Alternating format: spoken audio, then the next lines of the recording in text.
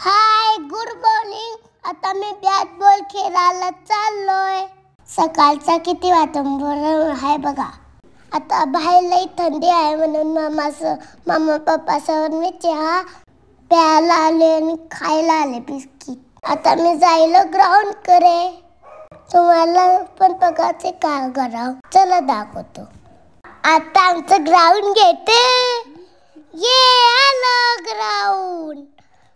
बघा ग्राउंडवर किती गर्दी आहे. सगळीकडे बॅट बॉलच खेळतात सगळे म्हणून मोठे काका आहेत. त्याने छोटा आलंय. आता मी मोठ्या काकाला दाखवतो सिक्स मारून. तर जॉगिंग करणार. जॉगिंग करायचं मी विसरलो.